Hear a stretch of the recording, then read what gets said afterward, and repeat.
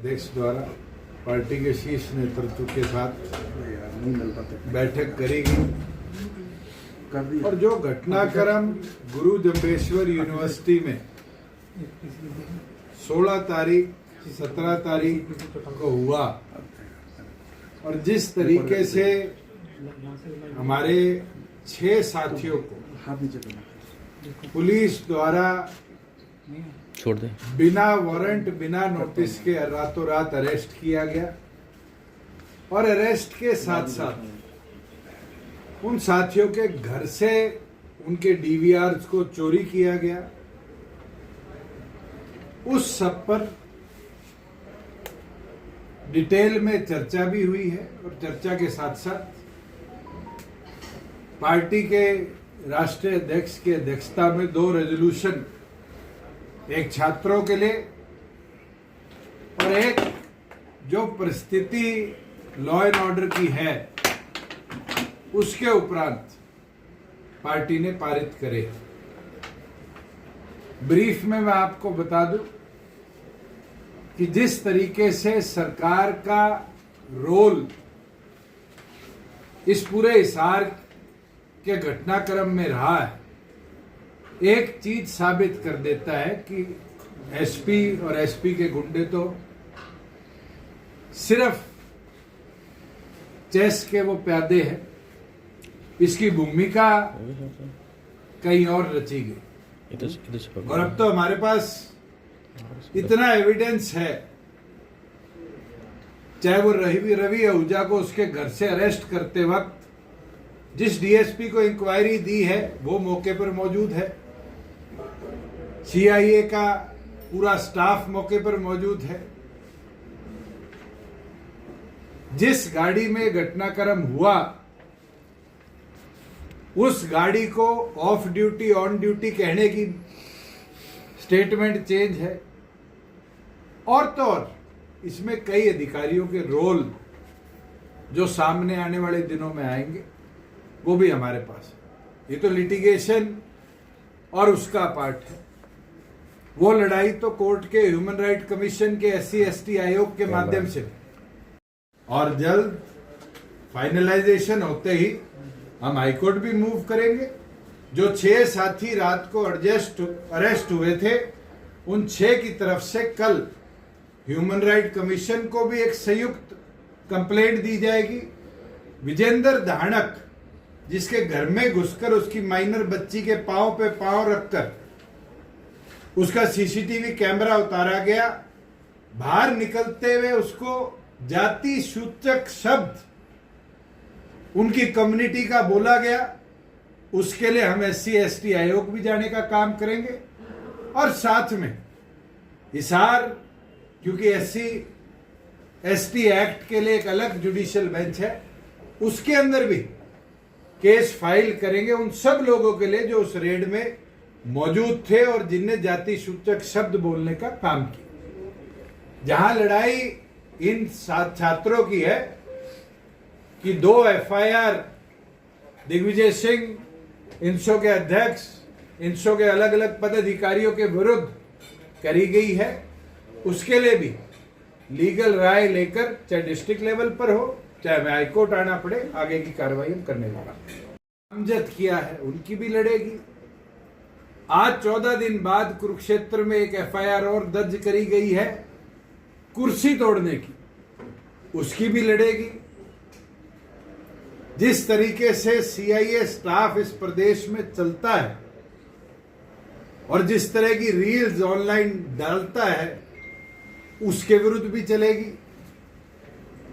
मगर पार्टी द्वारा जो छात्रों की लड़ाई लड़ी जा रही थी कि यूनिवर्सिटीज को केवल मात्र बीजेपी या बीजेपी की विचारधारा के संगठन हो, विश्व हिंदू परिषद, राष्ट्रीय स्वयंसेवक संघ या मोर्चे,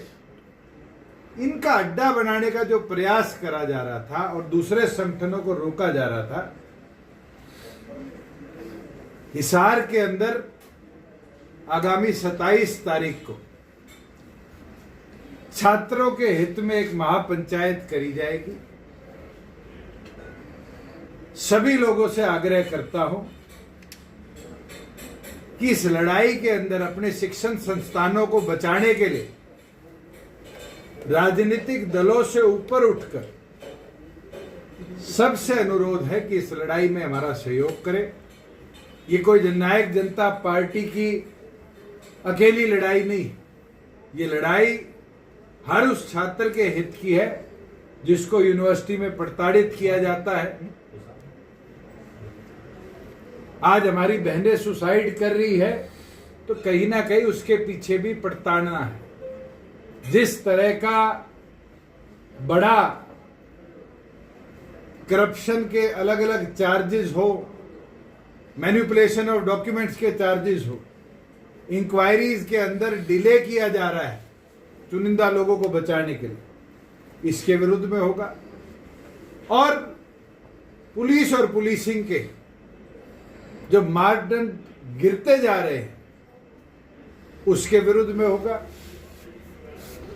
जो क्रांतिमान पार्क हिसार का है वो एक संघर्ष की पृष्ठभूमि हमेशा की रही है। 27 तारीख को क्रांतिमान पार्क में तय किया जाएगा कि आगे इस पूरी लड़ाई को लेकर कैसे चलना है। आज डॉक्टर साहब ने अपने सभी साथियों को, पदाधिकारियों को यही आदेश दिए हैं कि वो अपने अपने जिलों में अपने साथियों से चर्चा कर सबको इस संघर्ष की लड़ाई के लिए 27 तारीख को हिसार लेकर पहुंचने का काम करें और फिर मजबूती के साथ आगे क्या रूपरेखा रखनी है उसके ऊपर फैसला लेने का काम किया जाए। तो इसमें एजेंडा मुख्यतः सर वो रेजोल्यूशन की बात कर रहे थे सर, जो आप दोनों क्या एक रेजोल्यूशन जिस प्रकार से गुरु जम्बेश्वर यूनिवर्सिटी ने 2 कार्य करे, एक तो गमला तोड़ने के ऊपर ट्रेसपासिंग और डैमेज ऑफ पब्लिक प्रॉपर्टी की धारा लगाकर 8 साथियों को नामजद किया और अगले दिन जितने छात्र, कोई पीएचडी में था, कोई मास्टर्स में था, कोई स्टूडेंट्स में था, जो छात्र प्रदर्शन में थे या हमारे संगठन से जुड़े हुए थे, उन सबको टर्मिनेट करने का काम किया। एक तो उसके ऊपर रेजोल्यूशन है और दूसरा जिस कॉन्स्पिरेसी को हिसार के एसपी और उनकी टीम ने रचा, इसकी जुडिशियल डिमांड प्रॉपर करी जाए और इन सबको इमीडिएट अंडर सस्पेंशन रखा जाए। हायर ऑफिशियल जो इन्वॉल्व थे उनका तुरंत हेडक्वार्टर ट्रांसफर किया जाए और तो और जिस तरीके से आधी रात को विजेंद्र धाड़क के घर पे रेड मारकर उसकी माइनर बच्ची के पांव पे पांव रखकर डीवीआर उतारा गया, ऐसे लोगों के खिलाफ SC/ST आयोग इमीडिएट एक्शन लेने का काम करे। इन सब विषयों के ऊपर पार्टी के सभी लोग जो आज बैठक में मौजूद थे सर्वसम्मति से उन रेजोल्यूशन को पारित किया। सर 2-3 दिन पहले जब आप चंडीगढ़ प्रेस कॉन्फ्रेंस कर रहे थे तो आपने जो तमाम बातें की थी उस दौरान आपने कहा था कि डीजीपी से बात करने की कोशिश की, आप सरकार में डिप्टी सीएम रहे हैं, पार्टी के जो नेता हैं, क्या सरकार की तरफ से वैसे ही किसी ने इस घटनाक्रम को लेकर कोई बातचीत की हो सर, मुख्यमंत्री जी ने या फिर किसी? मैं तो डीजीपी साहब को बड़ा अच्छा आदमी मानता था। मैंने उनको फ्राइडे से लेकर कल तक जी निरंतर कॉल करी और आपको हैरानी होगी, कल मैंने उनको मैसेज भेजा कि good evening ji, I tried calling you for last 3 days, unfortunately you are too busy to take calls or even have the courtesy to revert back. Let me know the best time to speak to you regarding my complaint. और आपको interesting चीज दिखाऊं, DG साहब ने block कर दिया। आज प्रदेश के अंदर सिटीजन्स का ब्यूरोक्रेसी से बात करने का तो अधिकार होगा, या ब्यूरोक्रेसी मुख्यमंत्री के कंट्रोल से बाहर होगी। या प्रदेश को ऐसे डीजीपी मिल गए जो जब कोई इस तरह के घटनाक्रम हो तो मैदान छोड़ के भाग जाते हैं। इससे तो कपूर साहब ही बेहतर थे, फोन तो उठा लेते थे। मैं तो उम्मीद रखता था कि नए जोश के साथ कुछ ना कुछ प्रदेश को मिलेगा, मगर इस तरीके से कतराना और बात करने से डरना और फिर नंबर ब्लॉक कर देना, ये तो सैनी साहब आपकी टीम की कमजोरी है। कहीं ना कहीं आपको मैदान में अकेला छोड़ के ना चली जाए ये टीम।